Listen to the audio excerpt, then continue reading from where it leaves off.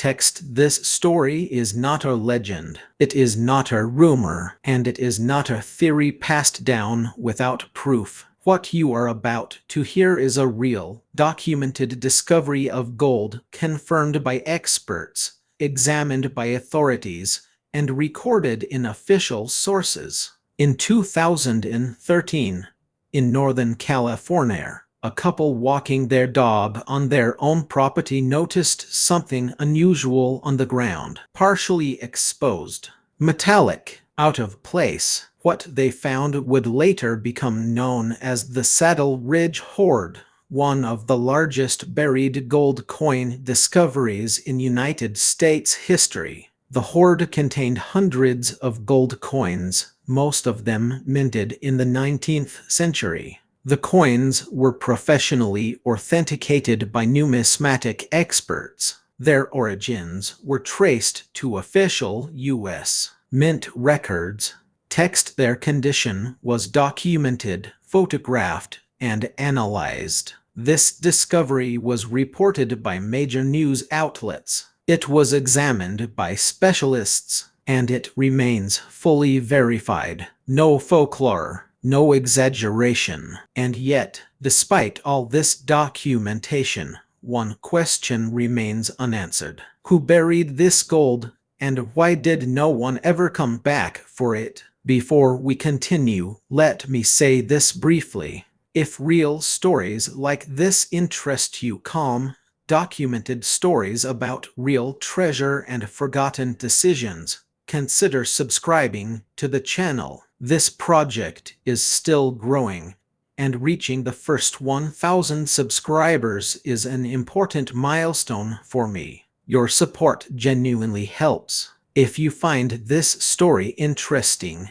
a like and a comment also make a real difference. Now, let's return to the gold itself. Text: because what makes the Saddle Ridge Hoard remarkable is not just its value, but the silence surrounding the person who buried it. To understand why the Saddle Ridge Hoard existed at all, we need to step back into the reality of 19th century California. This was not a stable place. It was not predictable. And it was certainly not safe in the way we understand safety today. During the decades following the California gold rush, gold moved constantly. It changed hands. It was earned, stolen, hidden, lost, and recovered again, often outside any formal banking system. According to historical records, many miners, merchants, and landowners distrusted banks.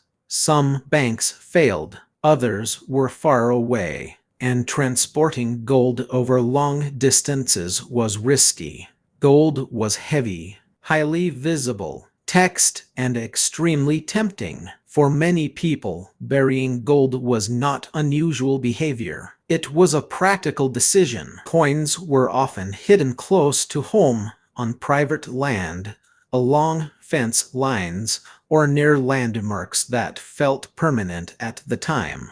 A tree, a ridge, a rock formation. These hiding places were not meant to be secret forever. They were meant to be temporary. People believed they would return when conditions were better, when travel was safer, when the risk of theft or seizure had passed. According to contemporary accounts and later historical analysis, this pattern appears again and again across California. Small caches, larger hoards. Some recovered, many not. What makes the Saddle Ridge Hoard different is not the act of burial itself. It is the scale. Text: hundreds of gold coins, buried carefully in multiple containers, on land that remained privately owned for generations. This was not a miner hiding a handful of earnings. This was someone storing significant wealth. And that raises a deeper question. If burying gold was meant to be temporary, what happened to the person who buried this? Because in California,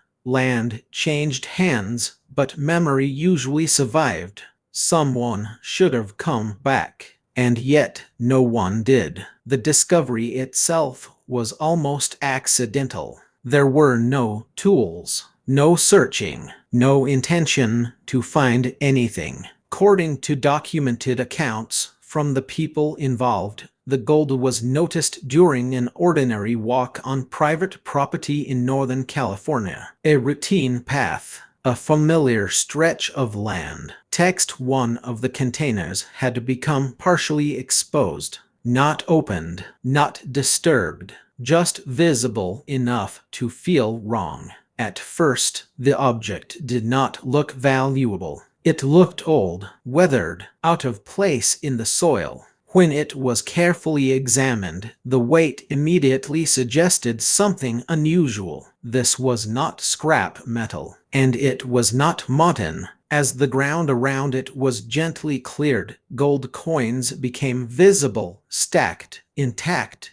and remarkably well preserved. The discovery did not stop there. According to later reports, additional containers were found nearby. Each one held more coins, carefully stored, deliberately placed. This was not a single loss. It was a planned burial. The coins were not scattered. They were organized. That detail mattered. Text: anyone familiar with accidental loss understands the difference. Coins dropped or hidden in haste tend to disperse. These did not. This gold had been placed with time and intention. Recognizing the importance of the find, the discoverers did not attempt to sell or distribute the coins privately. Instead, they contacted professional numismatic experts. This decision would later become critical, because once specialists examined the hoard, it became immediately clear that this was not only real, it was historically significant. The coins spanned multiple years of minting. They showed minimal circulation. Some were in near original condition. According to expert analysis, this suggested long-term storage, untouched for more than a century. The ground had protected the gold perfectly. Text: what the ground could not preserve was the story of the person who buried it, and that absence, more than the value, would soon become the most intriguing part of the discovery. When the coins were finally examined in detail, their significance became impossible to ignore. According to numismatic experts who handled the hoard, the Saddle Ridge discovery contained hundreds of U.S. gold coins, buried in multiple containers, and left undisturbed for more than a century. The coins dated primarily from the mid to late 1800s, the height of the California gold rush and the decades that followed. Many were minted in San Francisco, while others came from different U.S. mints, reflecting how gold circulated across the country at the time. What stood out immediately was their condition. Text: these were not heavily used coins. They were not worn smooth by trade. Many showed very limited circulation, and some appeared almost untouched. According to expert assessments, this suggested the coins were removed from use shortly after minting and intentionally stored away. This was not savings accumulated slowly over a lifetime of daily transactions. It looked more like deliberate preservation. The coins were also buried in a way that suggested planning. They were sealed in containers designed to protect them from moisture and damage. They were grouped carefully, not dumped or scattered. According to contemporary reports, specialists noted that this kind of storage required time, privacy, and a sense of security about the location. Text: whoever buried the Saddle Ridge Hoard believed the land would remain accessible to them. The estimated value of the hoard, once authenticated and evaluated, reached millions of dollars. making it one of the most valuable buried gold finds ever recorded in the United States. But for historians and experts, value was not the most interesting detail. The real question was continuity. If someone possessed this much gold and took the care to store it properly, why was it never recovered? There were no written records, no claims, no family stories tied directly to the land. The coins were real, the gold was real, but the person behind it had vanished completely, and that absence would soon attract as much attention as the gold itself. Once the discovery became public, attention shifted quickly from the gold itself to the person who buried it, because someone had, according to contemporary reports and expert commentary. This was not the kind of hoard that could belong to a casual prospector. The scale, the condition of the coins, and the care taken in storage suggested deliberate accumulation by someone with long-term access to gold. Historians and researchers began with the most obvious possibilities. Could it have belonged to a successful miner, a local landowner, a merchant who dealt in gold directly? Each possibility seemed reasonable at first. During the 19th century, it was not uncommon for individuals to hold large amounts of gold outside the banking system. Banks were distant, unstable, or mistrusted. Private storage felt safer, especially on land one controlled. But as researchers looked closer, problems appeared. No historical records connected any known wealthy individual to that exact location. No wills mentioned missing gold. No family histories referenced a buried fortune that was never recovered. According to archival research, even families known to have lived in the area for generations had no documented connection to such a hoard. Another theory considered was theft. Could the gold have been stolen and hidden quickly? Experts largely dismissed this idea. The careful organization of the coins, their pristine condition, and the long-term burial suggested patience, not haste. Stolen goods are usually hidden in a way that allows quick retrieval. This gold was buried as if the person expected to return, but not urgently. Some speculated about lost heirs, sudden death, or legal complications that prevented recovery. Others pointed to the possibility of a single individual whose story was never recorded in any surviving documents. According to historical analysis, this is not unusual. Many lives in 19th century California passed without detailed records. People arrived, worked, and disappeared quietly. What made the Saddle Ridge Hoard unsettling was not the mystery itself. It was how completely the owner had vanished. The gold endured, the land endured, but the person who buried it left no trace strong enough to survive more than a century. And that silence may be the most honest part of the story. The Saddle Ridge Hoard was unusual in size, but the decision behind it was not unusual at all. In 19th century California, hiding gold was a rational choice. According to historical records and economic studies of the post-gold rush period, many people lived outside stable financial systems. Banks failed, paper currency fluctuated, legal protections were inconsistent, especially in rural areas. Gold, by contrast, was tangible. It did not depend on institutions. It did not require trust in anyone else. For those who had accumulated wealth in gold, the safest place often felt like land they controlled themselves. Burying gold removed several risks at once. It reduced the chance of theft.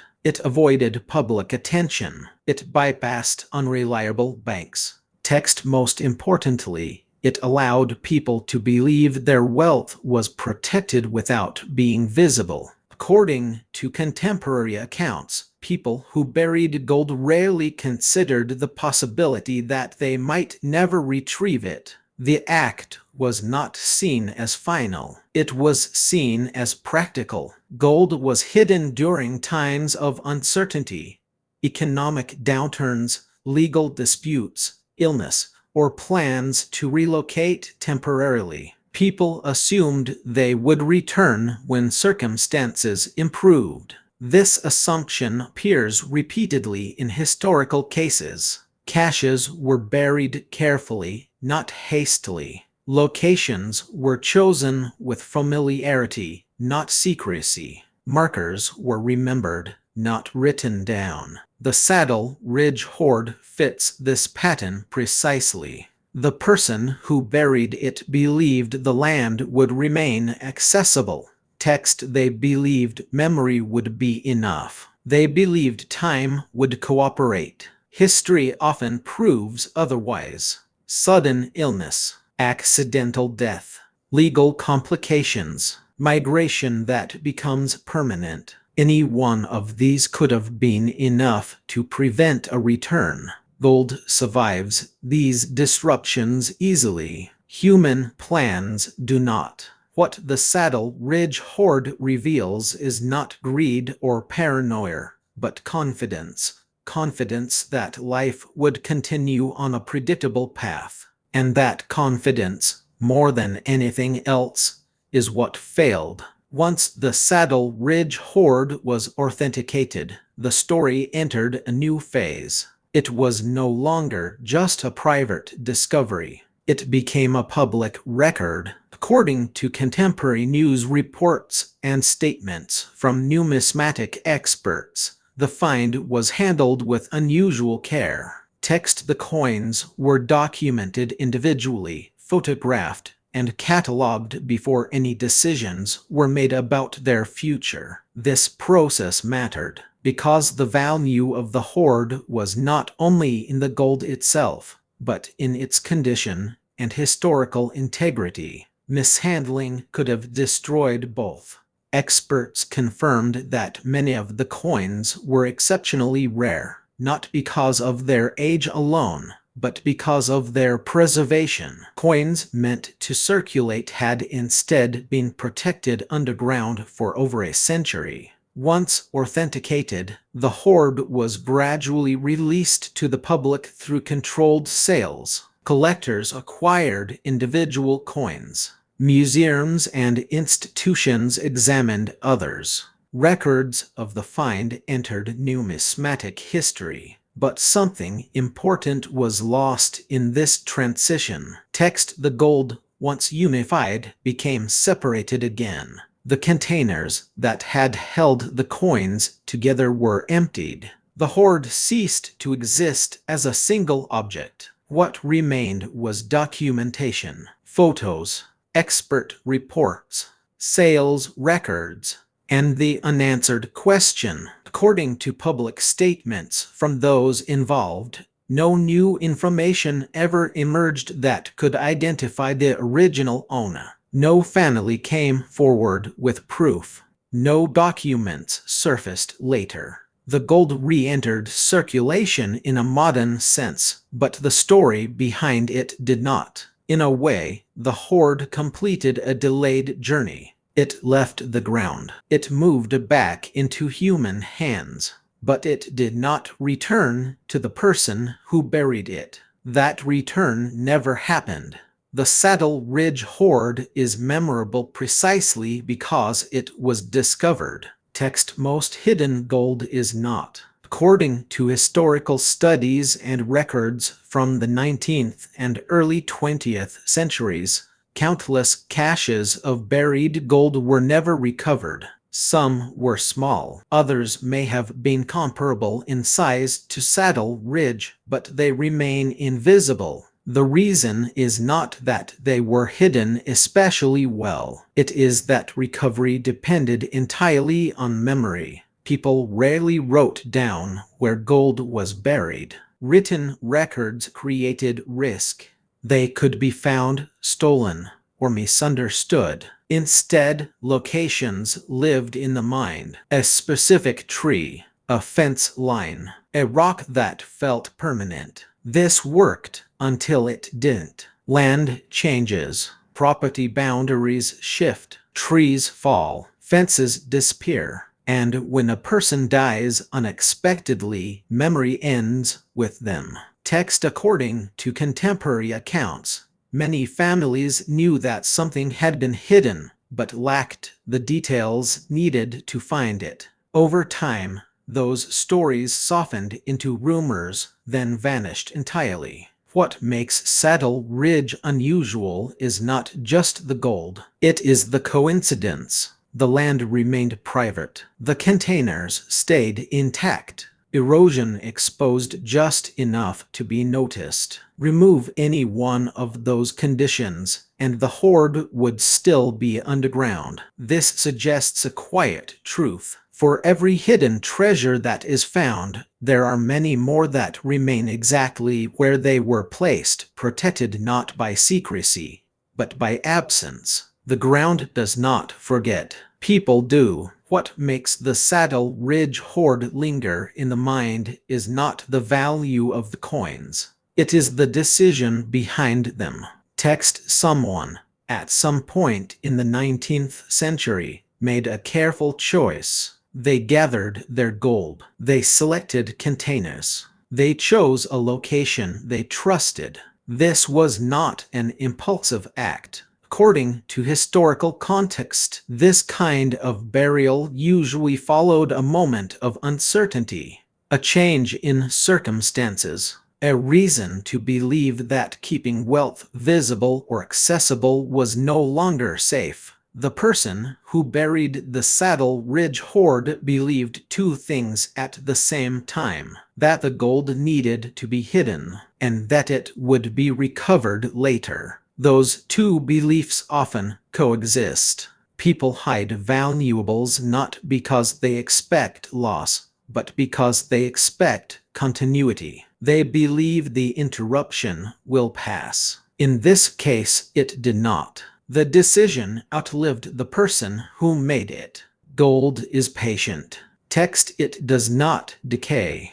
It does not forget why it was placed somewhere. Human plans are different. They depend on health, on stability, on time behaving as expected. The Saddle Ridge Hoard survived because it was designed to wait. The person who buried it did not, and so the hoard became something unintended, not our savings cash, not an inheritance, but a message from a moment when someone believed the future would be simple enough to return to. The Saddle Ridge Hoard remained hidden for more than a century, not because it was protected, but because nothing disturbed it. No construction took place there. No deep excavation. No reason for the ground to be opened. According to documented accounts, the land stayed quiet. Ownership changed carefully without drastic alteration of the terrain.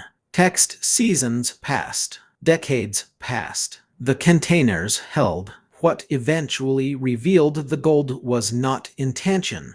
It was erosion. Time did not uncover the hoard all at once. It revealed just enough. A small edge. A hint that something beneath the soil did not belong there. This detail matters. It suggests that the hoard was never meant to be rediscovered by chance. It was meant to be recovered deliberately by the same person who buried it. The ground waited longer than any human plan could account for. When the gold finally surfaced, it did so into a world completely disconnected from its origin. The person who buried it was gone. Any reason they had for hiding it had disappeared with them. What remained was a complete decision, preserved exactly as it was made. No revisions, no corrections, text no return. The hoard did not fail. The plan surrounding it did. And that distinction is important because it reframes the discovery not as luck, but as delay. A delay long enough to outlast memory, ownership, and intent. The Saddle Ridge Hoard is one of the rare moments when history briefly reconnects with something it left unfinished, not because the gold was valuable, but because the decision behind it was so human. Someone trusted the land. They trusted time. They trusted that they would come back. They did not. What surfaced more than a century later was not just gold, but the quiet evidence of that trust. This story is not about fortune. It is about interruption, about how easily a temporary choice can become permanent when life takes an unexpected turn. Text if you appreciate calm, real stories about documented treasures and the people behind them. Consider subscribing to the channel. Your support helps this project continue, and reaching the first 1,000 subscribers is an important milestone for me. And before you go, I'd like to leave you with this question: if you had to hide something valuable today, would you trust that you would return for it, or would you assume that some decisions outlive us?